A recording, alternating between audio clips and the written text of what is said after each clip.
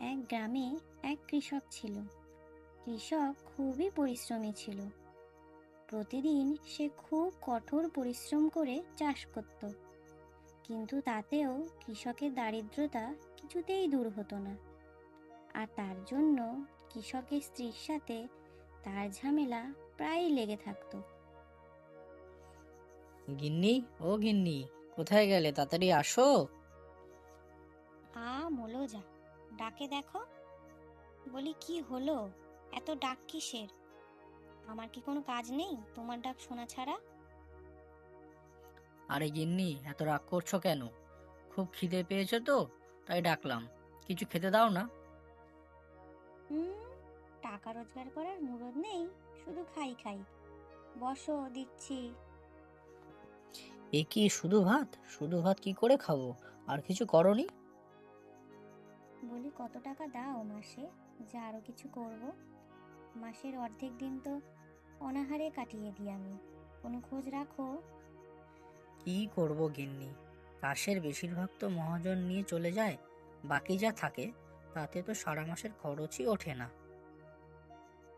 কৃষক আবার ক্ষেতের দিকে রওনা হয় চাষ করার জন্য।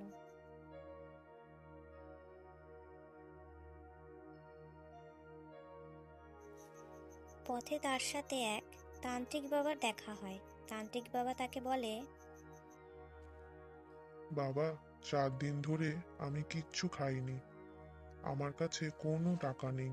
কিছু টাকা দেবে? খাবার খাবো। আমার কাছে তো বেশি টাকা নেই, যা আছে তাই দিলাম। এটা আপনি রাখুন। অনেক ধন্যবাদ বাবা, এটা রাখো। একদিন এটা তোমার দুঃখ দূর করবে। মাটির কলসিটা নিয়ে কৃষক ঘরে ফিরে যায়।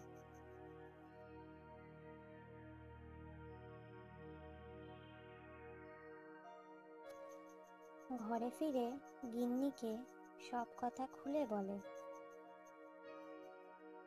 রাতে তারা খাবার খেয়ে ঘুমিয়ে পড়ে।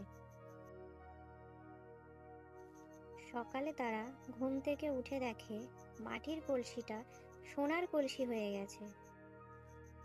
কৃষক ও তার স্ত্রী ভগবানকে ধন্যবাদ বলে সেই সোনার কলসিটা বিক্রি করে তারা সুখে শান্তিতে জীবন কাটাতে থাকে।